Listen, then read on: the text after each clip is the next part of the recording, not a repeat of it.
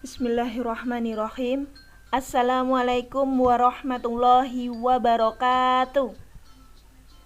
Alhamdulillah, alhamdulillahirabbil alamin.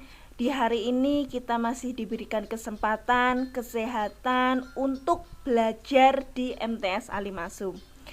Sebelum memulai pembelajaran hari ini, alangkah lebih baiknya kita membuka pembelajaran hari ini dengan membaca basmalah bersama-sama. Bismillahirrahmanirrahim. Semoga pembelajaran hari ini berjalan dengan lancar dan diridhoi Allah Subhanahu wa taala. Amin ya rabbal alamin. Selamat pagi anak-anak. Selamat pagi, selamat datang untuk anak-anakku putra-putri kelas 7 di MTS Alimasum. Semoga apa yang kalian cita-citakan, apa yang kalian impikan akan terwujud di MTS Alimasum ini. Amin. Nah, sebelum memulai pembelajaran hari ini, alangkah lebih baiknya kita berkenalan terlebih dahulu. Seperti pepatah, tak kenal maka tak sayang, tak kenal maka tak aruf. Jadi alangkah lebih baiknya kita bertaaruf dulu ya. Ini biodata Ibu, nama lengkap Ibu, nama Rosi Pratiwi Dipayanti. Kalian boleh memanggil dengan Ibu Rosi. Tempat lahir Ibu di Ponorogo, 11 Januari 1997. Ibu mengajar di MTS Alimasum dengan mata pelajaran Bahasa Indonesia. Jadi nanti kita akan belajar terkait dengan pembelajaran Bahasa Indonesia. Kemudian alamat Ibu di Maguharjo, Depok, Sleman. Dekat dengan bandara, dekat dengan Transmart gitu ya. Kemudian ini nomor HP Ibu. Apabila kalian membutuhkan bantuan, misalnya terkait dengan materi atau tugas yang belum paham, kalian bisa WA Ibu ke nomor ini. Silahkan kalian WA atau SMS gitu ya. Kemudian ini wajah Ibu seperti ini. Ini setidaknya memberikan gambaran bagaimana muka Ibu atau gambar Ibu seperti ini ya. Kemudian ini dulu perkenalan kita. Mungkin nanti silahkan kalau ada yang ditanyakan lebih lanjutnya, silahkan WA ke nomor tersebut ya, nomor ini ya. Kemudian selanjutnya kita sebelum memulai pembelajaran, alangkah lebih baiknya kita membuat kontrak belajar. Kontrak belajar ini maksudnya apa Bu? Supaya pembelajaran kita, belajar mengajar kita akan lebih mudah dan lancar, sehingga kalian juga tidak akan terkendala dengan nilai, dengan tugas, dengan KKM dan lain sebagainya gitu ya. Yang pertama, Ibu harapkan pembelajaran dimulai tepat waktu. Jadi kalian sudah standby.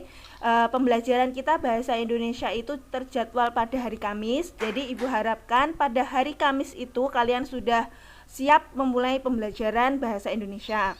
Kemudian yang kedua, persentase penilaian itu ada tugas 20%, ulangan harian 20%, penilaian tengah semester itu 30%, kemudian penilaian akhir semester itu 30%.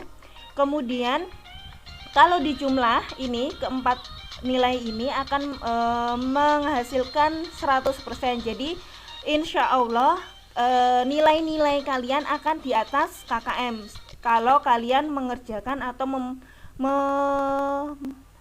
mematuhi penilaian-penilaian ini gitu ya. Kemudian yang ketiga, tugas dikumpulkan maksimal 1 hari sebelum pertemuan atau pembelajaran selanjutnya. Jadi tugas itu Ibu memberikan kesempatan kalian selama 1 minggu. Misalnya hari Kamis Ibu memberikan tugas, berarti hari terakhir mengumpulkan tugas itu hari Rabu gitu ya. Jadi lebih efisien agar kalian nanti tugas-tugasnya tidak menumpuk-numpuk sehingga lupa seperti itu. Itu aja dulu kontrak belajar kita. Semoga kalian paham. Jika kurang paham terkait dengan kontrak belajar, silahkan kalian WA Ibu tadi ke nomor yang tadi gitu ya. Selanjutnya, buku referensi atau buku yang wajib kalian baca atau yang wajib kalian punya Itu yang pertama adalah buku Bahasa Indonesia kelas 7 kurikulum 2013 yang diterbitkan oleh Kemendikbud. Kalian bisa mendownloadnya apabila di tempat kalian susah toko buku, mencari toko buku susah, kalian bisa mendownloadnya di internet gitu ya. Cari aja buku Bahasa Indonesia kelas 7 kurikulum 2013 revisi 2017 atau 2018, itu sama aja. Nanti silahkan kalian mendownload di internet. Itu untuk buku referensinya. Kemudian pada hari ini kita belum memulai pembelajaran, tetapi Ibu akan memberikan informasi-informasi terkait dengan materi pembelajaran semester 1 2020-2021. Jadi apa saja sih yang akan kita pelajari, materi apa saja yang akan kita pelajari pada semester 1 ini gitu ya. Di semester 1 ini kita akan belajar 3 materi. Yang pertama materi teks laporan hasil observasi atau teks LHO, kemudian yang kedua teks prosedur, dan yang ketiga teks narasi. Untuk lebih lanjutnya, Ibu akan menampilkan peta konsep dari teks tersebut. Ini peta konsepnya atau rincian materinya terkait dengan teks laporan hasil observasi atau teks LHO. Jadi kita minggu depan itu sudah memasuki materi pembelajaran teks laporan hasil observasi. Nah, untuk memberikan gambaran sedikit, apa sih teks LHO itu?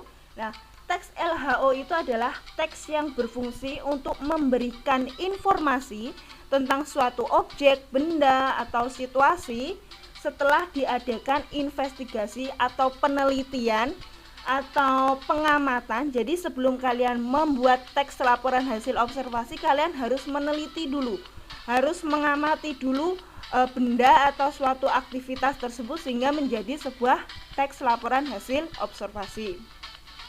Contohnya dulu di sekolah kalian pas di SD pasti pernah study tour kan. Nah, pas setelah study tour kalian pasti pernah diminta oleh pihak sekolah kalian untuk menulis kembali perjalanan kalian selama study tour lah. Itu bisa dikatakan dengan teks laporan hasil observasi gitu ya. Kemudian di teks laporan hasil observasi ini kita akan nanti belajar terkait dengan pengertian. Kemudian ciri-ciri dari teks laporan hasil observasi itu ciri-cirinya seperti apa. Kemudian isi teksnya itu apa saja isinya. Kemudian struktur nanti kita dibagi menjadi 3. Semisal paragraf 1 itu berisi tentang apa saja. Kemudian paragraf kedua sampai dan seterusnya. Kemudian yang terakhir kita akan belajar terkait dengan kebahasaan. Bu, kebahasaan itu apa sih, Bu? Kebahasaan itu adalah kalimat-kalimat atau kata-kata yang digunakan pada teks laporan hasil observasi itu ya. Minggu depan kita akan belajar terkait dengan teks LHO. Setelah kita menyelesaikan materi teks laporan hasil observasi, kita akan belajar terkait dengan teks prosedur. Nah, teks prosedur ini pasti sudah tidak asing di telinga kalian. Ya, teks prosedur ini adalah tahapan kegiatan untuk menyelesaikan suatu aktivitas langkah demi langkah sehingga benar, tepat, akurat, seksama. Jadi teks prosedur ini adalah tata cara langkah-langkah untuk melakukan sesuatu. Contohnya tata cara senam, bagaimana yang baik, tata cara senam yang baik. Kemudian yang contoh kedua, menggunakan komputer, bagaimanakah langkah-langkah menggunakan komputer, atau membuat sesuatu, contohnya resep makanan atau hiasan. Lah, itu yang dinamakan teks prosedur gitu ya. Nah, di teks prosedur ini kita tidak hanya belajar terkait dengan itu saja, tetapi kita juga belajar dengan tujuannya. Apa sih tujuan dibuatnya teks prosedur dan ciri-cirinya itu apa saja? Jenis-jenisnya apa saja, strukturnya bagaimana, struktur dari teks prosedur atau bagian-bagian dari teks prosedur, ada pendahuluan, langkah-langkah, alat dan bahan, dan kesimpulan. Kemudian yang terakhir itu juga ada kebahasaan atau bahasa-bahasa, kalimat-kalimat apa saja yang digunakan pada teks prosedur. Oke, Setelah kita belajar terkait dengan teks prosedur, kita lanjut lagi ke teks narasi. Nah, di teks narasi ini kita akan belajar apa saja sih itu teks narasi. Teks narasi yaitu suatu bacaan atau suatu teks yang menggambarkan suatu peristiwa atau kejadian yang dapat diambil hikmahnya atau nasihatnya atau amanatnya gitu ya. Jadi suatu kejadian atau suatu peristiwa yang terjadi baik di lingkungan kita maupun di luar lingkungan kita, atau bisa juga secara imajinatif maupun tidak imajinatif atau non imajinatif gitu ya. Itu yang dinamakan teks narasi.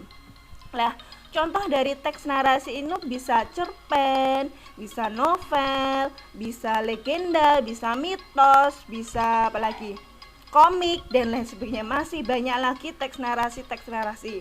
Nah, di sini kita akan belajar terkait dengan pengertian teks narasi itu apa, kemudian tujuannya, ciri-cirinya juga, struktur atau bagian-bagian teks narasi, unsur-unsur teks, misalnya unsur pembangun, ada unsur intrinsik dan unsur ekstrinsik. Kemudian jenis-jenis teks tadi sudah kita singgung sedikit gitu ya. Kemudian ada unsur bahasa lah. Setelah itu di semester 1 ini kita hanya mempelajari 3 teks atau 3 materi gitu ya. Baik, setelah itu Ibu memberikan tugas kepada kalian, atau tadi kan Ibu sudah berkenalan nih. Itu Ibu sudah berkenalan nama Ibu siapa, nama panggilan, tempat tanggal lahir, dan alamat. Ibu juga mau berkenalan dengan kalian. Silahkan kalian kirim WA ke Ibu ke nomor ini.